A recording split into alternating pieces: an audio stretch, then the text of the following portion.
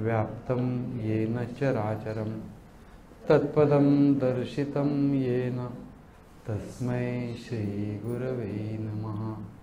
ओम।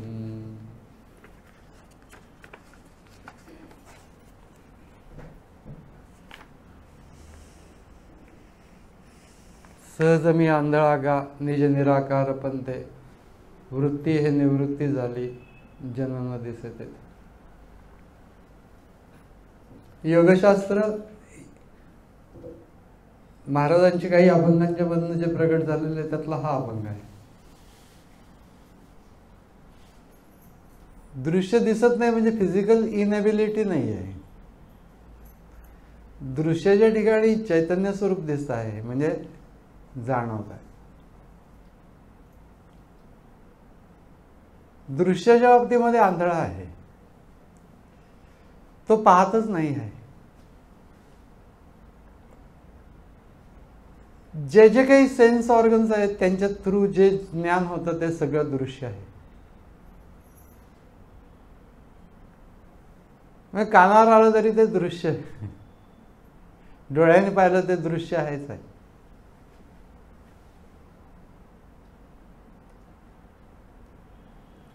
ते या sense organs मधून येणारं जे ज्ञान आहे त्याच्याकडे लक्ष नाही आहे फारसं।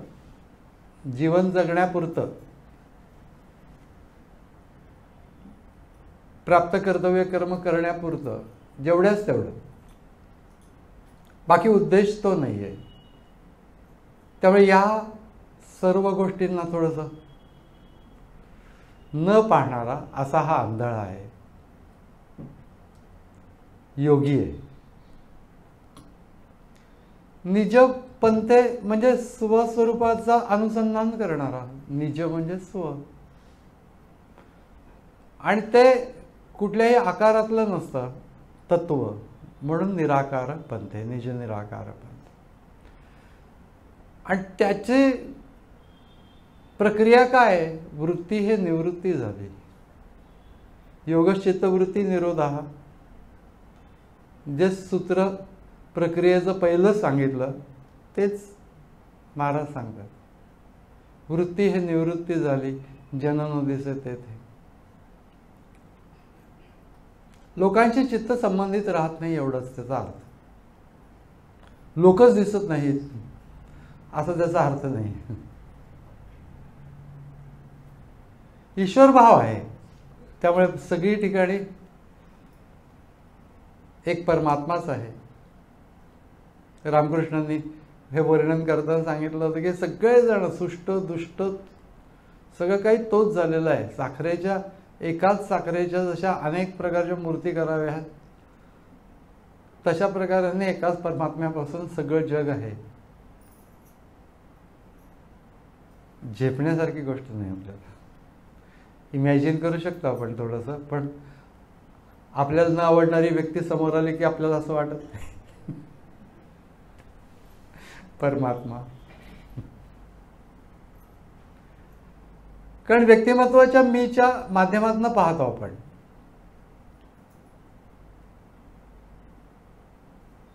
हस्तींच्या देही मासाचा डोळा, पाहेन म्हणे मी ब्रह्माचा गोळा, तो ज्ञाता नव्हे आंधळा केवळ मूर्ख, असं स्वर्धने म्हणतात।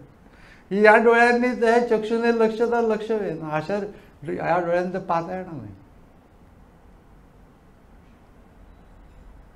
म्हणून भगवान शंकरांचा तिसरा डोळा हा ज्ञाननेत्र आहे। तो फक्त जाळ्याला निघालेत वगैरे असे जे कल्पना आहेत सगळ्या सोडून दिलं पाहिजे। तिसरा प्रत्येक माणसाजवळ हा तिसरा डोळा असतो, तो ज्ञाननेत्र असतो, तो उघडलेला नसतो एवढंच।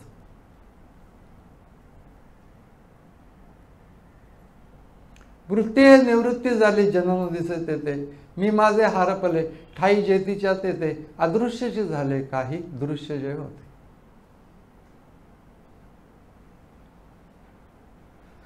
अंधकरणातलं मी माझं हे सगळे भाव सीमित होत होत होत होत ते अंतःकरणावर उठत नाहीत।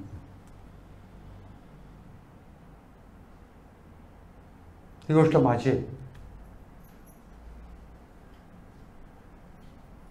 माझे आणि दुसऱ्याचे. स्वामी असं म्हणत असत की सगळी भगवद्गीता झाली तरी माणूस पहिल्या श्लोकाच्या पाशी असतो, मामका पांडवा.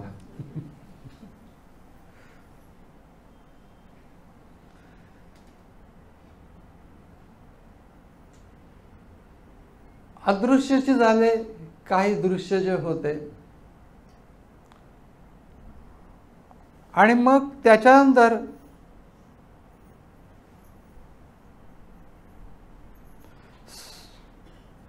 सुखमी निजलोगा शून्य सार्वनी तेथे. हे आपण इथपर्यंत खरं तर बघितलेलं आहे. शून्य ही अंतिम अवस्था नसून एकत्व ही अंतिम अवस्था आहे. झिरो स्टेट ऑफ माइंड अशी निर्माण होते. वृत्ती शून्यत्व आपण निर्माण करू शकतो, त्या मानाने सोपं येते. परंतु अस्तित्वाची जाणीव धरून राहणे, एकत्व धरून राहणे हे जास्ती अवघड आहे, आणि तेच ज्ञानप्रदान आणि अपेक्षित पण आहे.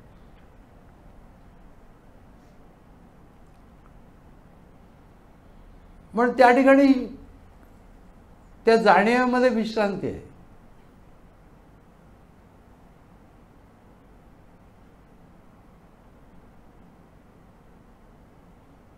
जशी ती रंभा शुकदेवांना बोलवण्यासाठी म्हणून आलेली होती. त्यांनी विचारलं, तू काय देशील मला, काय पाहिजे ते देईन म्हणाली. पण मला काय नकोच आहे म्हणले.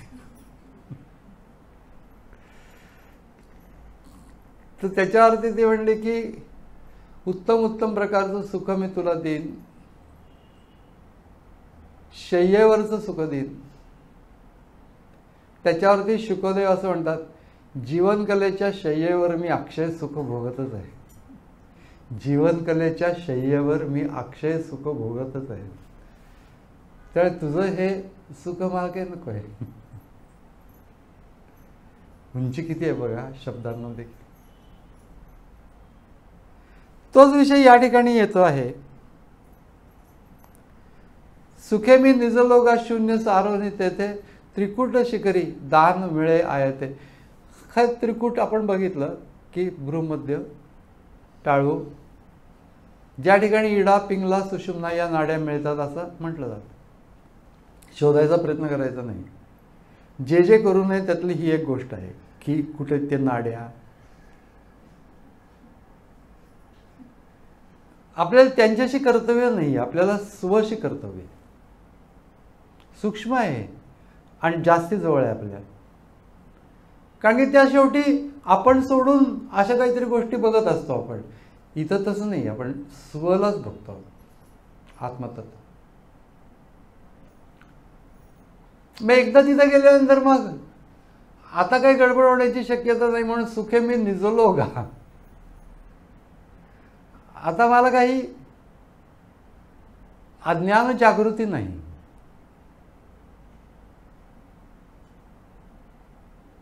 अज्ञानाच्या बाबतीमध्ये निजलेलो आहे. आणि त्या ठिकाणी जे आत्मतत्वावरती चित्त होऊन राहिलेलं आहे, आता काही करायचं पण नाही. सुखे मी निजलो गा शून्य सारोनी तेथे त्रिकूट शिखरी. इकडे लक्ष केंद्रित केलं असताना आपण करतो आहोत ते आपल्याला सांगितलेलं असतं की भ्रूमध्यपाशी करा, मध्ये टाळूपाशी जाईल, या भागामध्ये आहे त्रिकूट शिखर. म्हणजे मस्तकाचा मध्यवर्ती टॉप. तिथं अवधान केंद्रित झालं, शांत. ज्या काही संवेदना येतात ते येऊन द्यायच्या.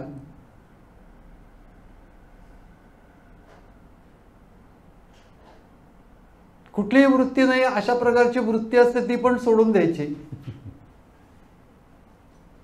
शून्य सारोनी तेथे त्रिकूट शिखरी दान मिळे आयते. आणि तिथं राहिल्यानंतर आपोआप जी पुढची अनुभूती आहे त्या पुढच्या अनुभूतीला दान असं म्हटलं. आपोआप होतं ते. तिथं काही करायचं नसतं.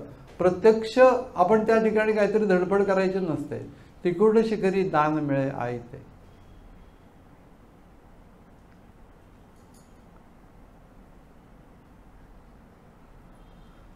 आता मला मिळवायचं काही राहिलेलं नाही. टाकली पात्र झोळी. पात्र म्हणजे भिक्षेचं पात्र. सारखं इंद्रियांच्या दारात सुखाची भिक्षा मागत होतो.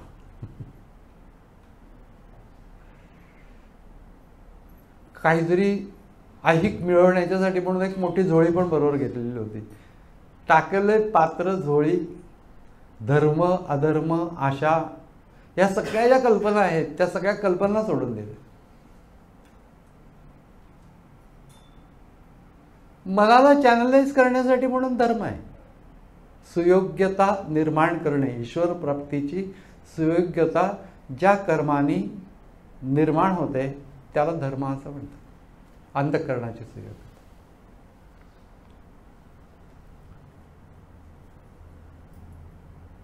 पण ती आता झालेलीच आहे.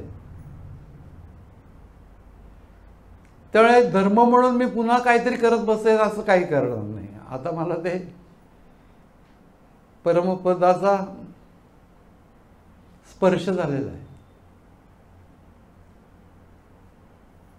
मोठी गोष्ट आहे फार. सांडली पात्र झोळी, धर्म अधर्म आशा, काही मिळवायचं नाही आहे, आसक्तीच नाही आहे त्याच्यामध्ये. कोल्हाळ चुकविला त्रिगुणांचा ओळसा. कोलाहल, त्रिगुणांचा सारखा कोलाहल चाललेला होता अंतःकरणामध्ये. निर्णया वृत्ती उठायच्या, वाटेल त्या ठिकाणी मला ढकललं जायचं त्या अवस्थांच्या मध्ये. पण आता नाही. त्रासदायक आहे. ज्या वेळेला ती व्यक्ती त्या सुखामध्ये असते त्यावेळेला त्याला हे सगळं त्रासदायक वाटतं. कोल्हाळ चुकविला त्रिगुणांचा ओळस.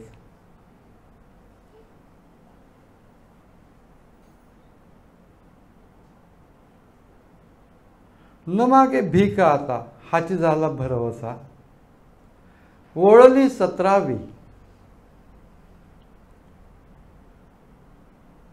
ओळली 17वी गा तिने पुरविली इच्छा. आता भीक मागायचं काही गरजच नाहीये. कशासाठी भीक मागायची? सुखासाठी भीक मागायची. आता काही गरज नाहीये. ज्याला सुखम आत्यंतिकम यत्तत बुद्धिग्राह्यम अतींद्रियम असं भगवद्गीतेमध्ये म्हटलेलं ते सुख प्राप्त झालंय.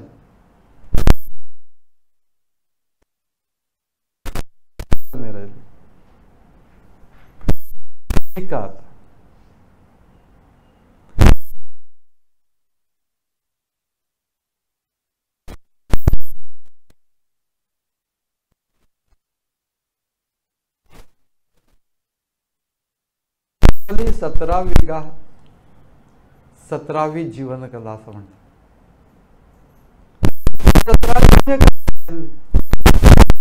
17वीचे स्तन्य प्याला वगैरे असं वेगळ्या वेगळ्या अभंगांच्या मध्ये आहे.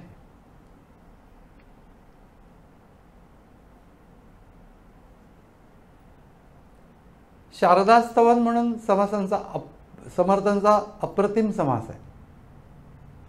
दुसराच समास आहे. तिसरा दासबोधाच्या मधला पहिल्या दशकामधला तिसरा समास आहे शारदास्तवन.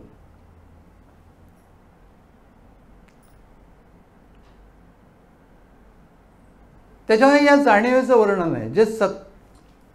जे नाना नाटक अंतरकळा, हे सगळं जे नाटक चाललेलं आहे त्याची अंतकळा काय आहे?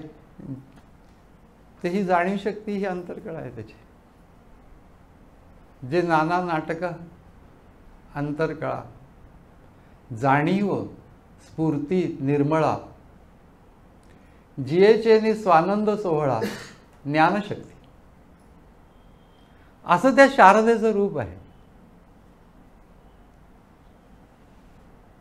मोक्षश्री महामंगळा जे 17वी जीवन कळा, सत्वलील सुशीतळ लावण्य खाणी, इतकं अप्रतिम वर्णन त्या शारदेचं दासबोधामध्ये तिसऱ्या समासामध्ये केलेलं.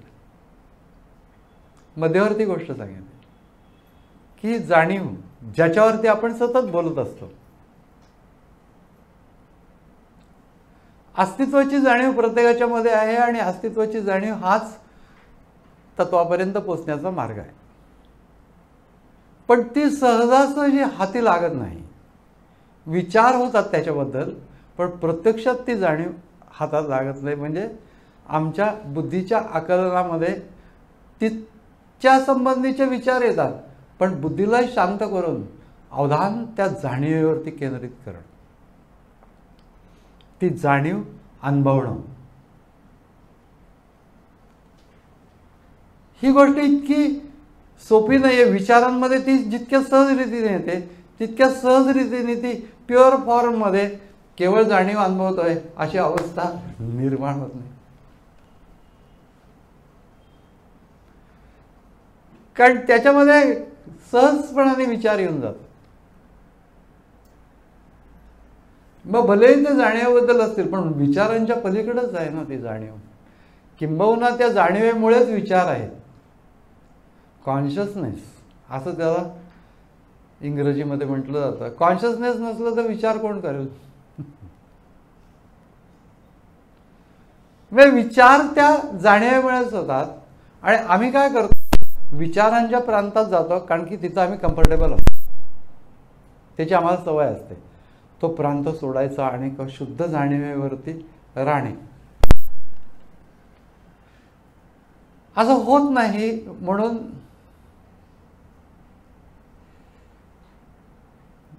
पुन्हा पुन्हा तिचा पाठपुरावा केला.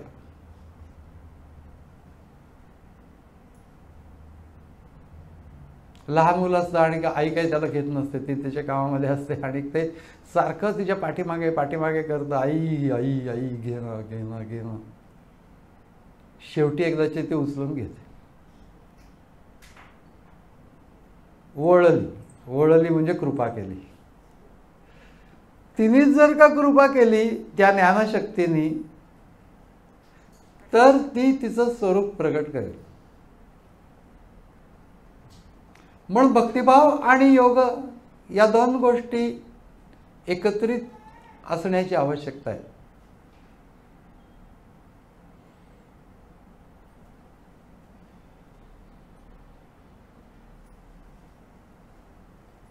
म्हणून भक्तिभावासहित आपण योग ज्ञान प्राप्त करून घेण्याचा प्रयत्न करतो.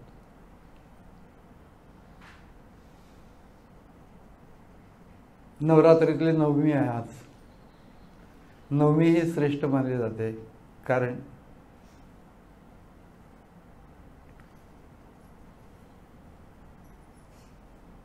नवमी भक्ती आत्मनिवेदन, न होता न चुके जन्म मरण. त्यामुळे नवमी साधा, समर्थांच्या दुसऱ्या एका पदामध्ये पण आलेलं आहे, म्हणून या नवमी करा. नवमी म्हणजे आत्मनिवेदन, स्वस्वरूपाचं अनुसंधान करणे, ती नवमी. आणि एकदा ती जमलं कि मग ज्ञानमय मोक्ष अगदी हाताशीच आला, म्हणजे मिळालाच असं समजायचं. नवमी म्हणजे आत्मनिवेदन, आणि ते मिळाल्यानंतर जो विजय प्राप्त होतो तो विजयादशमी.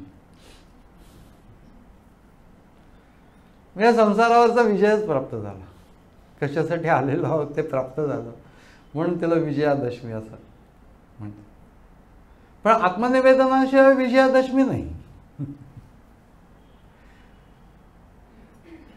मोक्षश्रिया महामंगळा जी 17वी जीवनकला, 17वी जीवनकला याचा अर्थ ती जाणीव, शुद्ध जाणीव.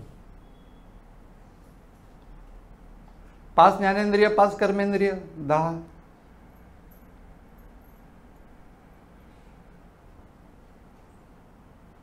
मन, बुद्धी, चित्त, अहंकारासहित असलेलं अंतःकरण, अंतःकरण पंचक असं म्हटलं जातं, 15. चेतना शक्ती 16, जाणीव शक्ती 17, लास्ट, अंतिम. म्हणून मोक्षश्रिया महामंगळा जे 17वी जीवनकला सत्वलीला सुशीतळा लावण्य खाणी काय वर्णन केलेलं लावण्याची खाण आहे. 17वी जीवनकला जीवन लावण्याला अर्थ आहे. ती व्यक्ती अतिशय सुंदर आहे, लावण्यवती, पण तिचे प्राण गेलेले असतील तर कोण म्हणेल लावण्यवती. म्हणून जिवंतपणा जिच्यामुळे आहे, चेतनाशक्ती आणि ही जाणीव शक्ती या एकत्रितच असतात. पण तरी देखील जाणीव शक्तीला विशेष महत्व आहे. याचं कारण की सर्व ज्ञान त्या जाणीव शक्तीच्या माध्यमातून निर्माण होते. चेतनाशक्ती जिवंतपणा निर्माण करते, पण ती थोडी अलीकडची आहे. आवश्यक आहे पण अलीकडची आहे. चितिरूपेन या कृष्णम एतत् व्याप्यम सीता जगत नमस्तस्ये नमस्तस्ये नमस्तस्ये नमो नमः. चैतन्य रूपाने सगळं कृष्णम म्हणजे संपूर्ण.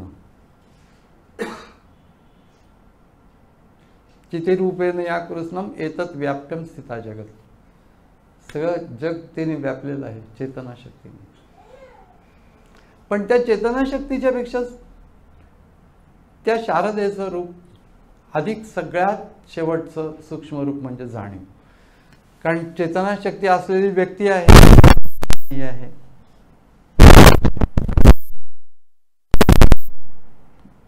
तर ती व्यक्ती तसं बाकी सगळं ठीक आहे, पण जाणीवच नाही तर काय.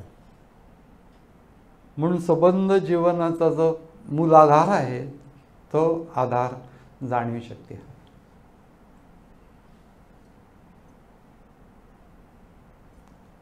आपल्यामध्ये असते, प्रत्येकामध्ये असते ती जाणीव शक्ती, आणि तिच्यावरतीच आपले सगळे विचार, भावना, कल्पना, सर्व गोष्टी तिच्यावरतीच अवलंबून. अगदी वासना सुद्धा म्हणजे वृत्तीच असतात ना त्या सुद्धा. म्हणून जाणीव शक्ती ही शारदेचं म्हणजे शक्ती स्वरूपिणी असं देवीला म्हटलं जातं. तिचं जे सर्वात सूक्ष्म रूप आहे आणि सर्वव्यापी रूप आहे, जिच्यामुळे परमात्म्याला स्पर्श करता येतो तत्वाला, ते म्हणजे जाणीव शक्ती. करतोच आपण, हेच करायचा प्रयत्न करतो आपण.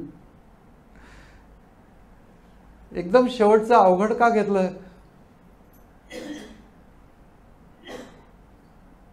तिथंच जायचंय म्हणून घेतलं. मग अगदी लहानपणापासून जितकं आम्ही लवकर सुरू करू तितकं लवकर यायला पण लागतं.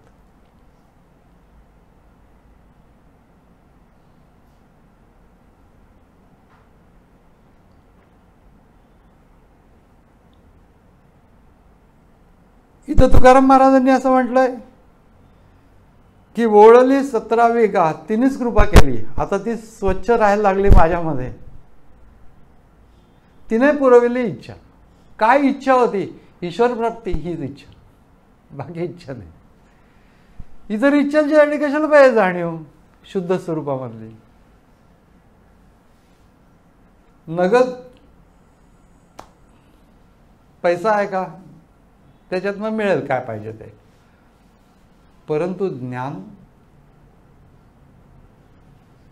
पैशातनं मिळत नाही. मार्क्स मिळू शकतात ज्ञान नाही मिळू शकत. एक गोष्टीच्या बाबतीमध्ये म्हणतो,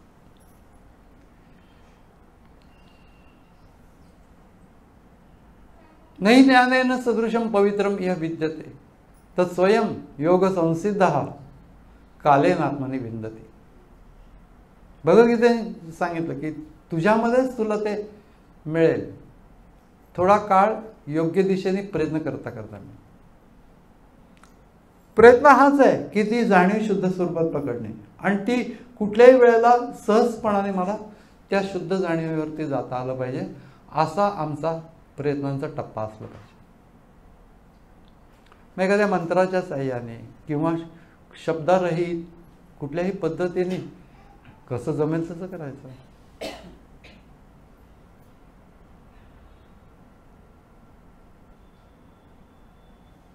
पण त्याचा काही मार्ग आहेत का जवळचे? हो, तर जवळचा मार्ग आहे. सगळ्यात जवळचा मार्ग म्हणजे सोहम. इथं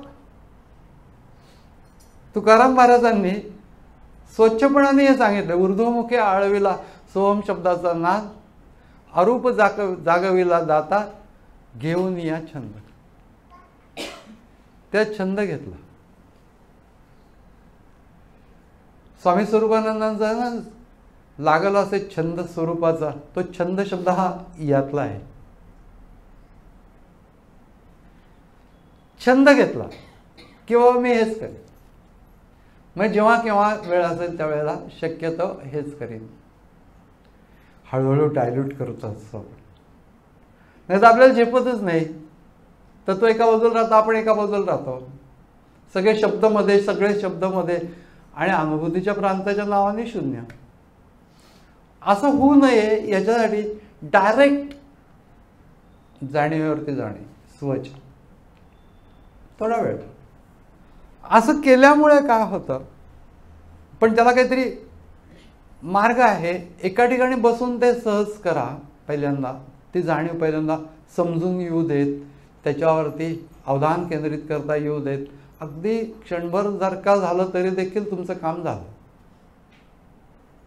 ऊर्ध्वमुखे आळविला सोहम शब्दाचा नाद, त्याला पूरक अशा प्रकारची उपासना म्हणजे ऊर्ध्वमुखाने सोहम शब्दाचा नाद आळविला. ऊर्ध्वमुख याचा अर्थ तोंड वरती करून नव्हे, लक्ष वरच्या बाजूला ठेवायचं. तोंड वरती करून ऊर्ध्वमुखे आळविला सोहम शब्दाचा नाद, याचा अर्थ अवधान जे आहे ते वरच्या भागामध्ये केंद्रित करणे.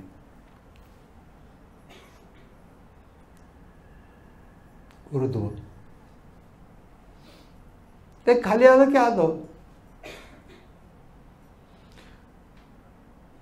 ऊर्ध्वमुखे आळविला सोहम शब्दाचा नाद, अरूप जागविला दाता.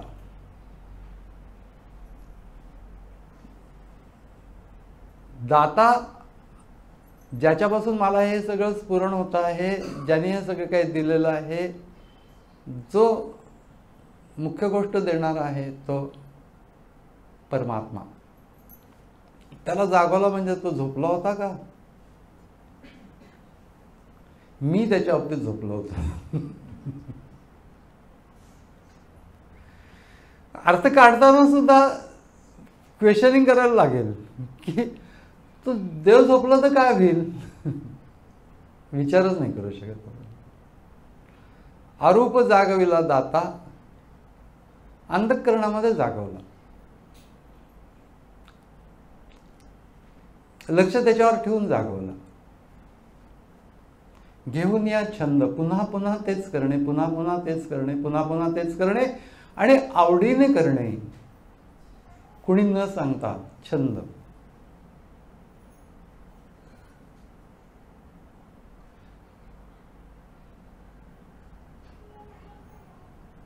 स्वामींनी जसं म्हणलं लागलं असे छंद स्वरूपाचा, तर स्वरूपाचा छंद हीच गोष्ट आहे. इतर सर्व छंद आहेत ते ऑब्जेक्टिव्हली पूर्ण करता येतात. दुसरी कुठली तरी बाह्य गोष्ट आहे त्यांनी, ते सोपं आहे त्या मानाने. पण हा छंद असा आहे की स्वस्वरूपावरती अवधान केंद्रित करायचं, त्यामुळे ते सब्जेक्टिव्हलीच करायला लागतं. त्याची आपल्याला सवय नसते. म्हणून स्ववरती राहताना सुद्धा विचार असला तर आपण कम्फर्टेबल असतो, पण विचार सोडायचा आणि स्ववरती राहायचं हे इतकं सोपं नसतं. आरोप जागविला दाता, घेऊन या छंद. घेऊन याला दान, निजतत्व, निजबोध.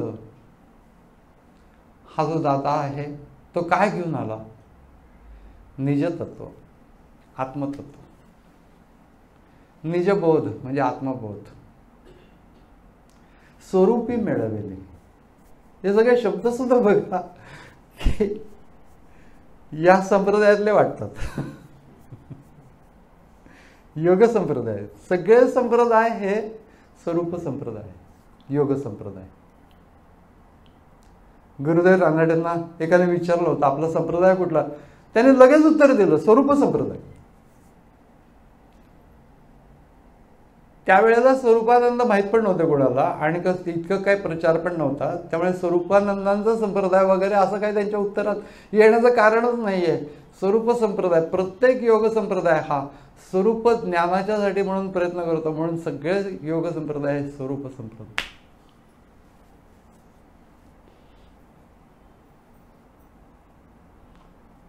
अरूप जागविला दाता घेऊन या चंद घेऊन आला दान निजतत्व निजपोत स्वरूपी मिळविले. कुणाला स्वरूपी मिळवलंय? चित्ताला. अजून कुणाला मिळवणार?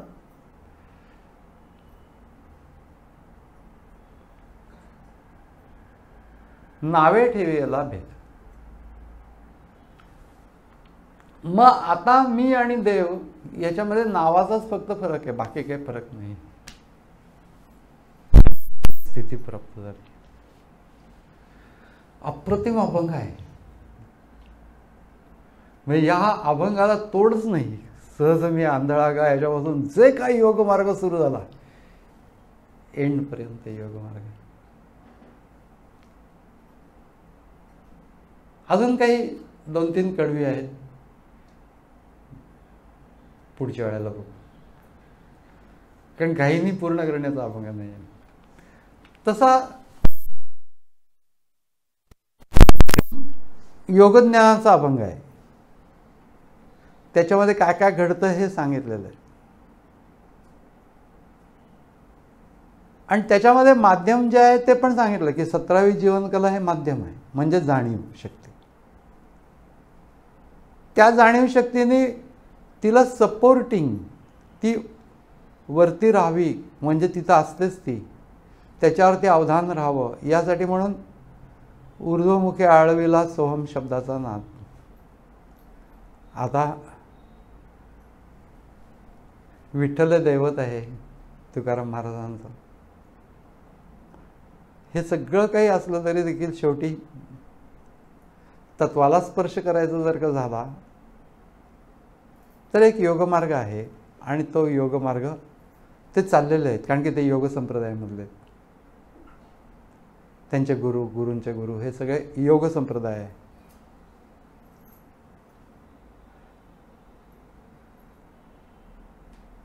राघव चैतन्य, केशव चैतन्य सांगितली खूर्ण माळिकेची, बाबाजी आपुले सांगितले नाम, मंत्र दिला राम कृष्ण हरी.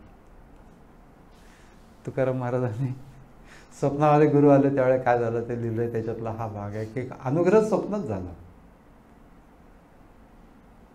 स्वप्नात झालेला अनुग्रहाचं जे नाम आहे ते जन्मात कधी विसरले नाहीत जागेपणी.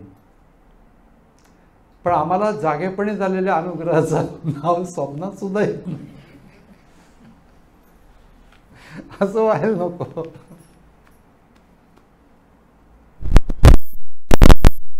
पण एकूण आस्वाद घेण्यासारखा पण आहे. आंधळ्या सिद्धाचं रूपक घेऊन तो तसा घडला कसा सिद्ध, ते सगळं साध्यंत वर्णन या अभंगामध्ये केलेलं. त्याच्यात ही गोष्ट सांगितली की 17वी जीवनकला जाणीव शक्ती ती जागृत व्हावी, त्याच्यासाठी म्हणून म्हणजे जागृत असावी, म्हणजे आमचं अवधान त्याच्यावरती केंद्रित राहण्याची जाग आम्हाला यावी यासाठी म्हणून अवधान तिकडं वरती कर. ऊर्ध्वमुख आहे आळविला सोहम शब्दाचा नाद, अरूप जागविला दाता घेऊन या चंद घेऊन आला दान निजतत्व. काय हे सगळं केल्याबद्दल तुला काय देऊ असं त्याने विचारलं नाही, तो घेऊनच आलं दान. निजतत्व निज स्वरूपी मिळविले, नावे ठेवी याला भेद. आता देव आणि मी याच्यामध्ये नावाचाच फक्त फरक आहे, वस्तुतः तत्वाच्या अंगाने काही फरक नाही आहे. अशी स्थिती प्राप्त झाली. त्याच्यानंतर आता अजून काही गोष्टी सांगितलेल्या आहेत की काय केलं असताना तुम्ही तिथपर्यंत पोहोचाल. शब्द हा बहुसार, उपकारांची राशी. शब्द म्हणजे नामाचा शब्द, हा उपकारांची राशी आहे. ती घेऊन तिथपर्यंत कसं पोचायचं पुढच्या वेळी. हरिओम तत्सत. पुंडलिक वरदा हरी विठ्ठल श्री ज्ञानदेव तुकाराम पंढरीनाथ महाराज की जय. श्री ज्ञानेश्वर महाराज की जय. परमहंस सद्गुरु स्वामी स्वरूपानंद महाराज की जय. परमहंस सद्गुरु स्वामी माधवनाथ महाराज की जय. सरसंतन की जय. जय जय रघुवीर समर्थ. नमितो योगी थोर विराग तत्वज्ञानी संत तो सत्कविवर परात्पर ज्ञानदेव भगवंत. ओम. सदा सर्वदा योग तुझा घडावा, तुझे कारणी देह माझा पडावा. उपेक्षू नको गुणवंता अनंता, रघुनायका मागणे हे जे आता. उपासनेला दृढ चालवावे, भूदेव संतांसी सदा नमावे. सत्कर्मयोगे वय घालवावे, सर्वामुखी मंगल बोलवावे. जय जय रघुवीर समर्थ.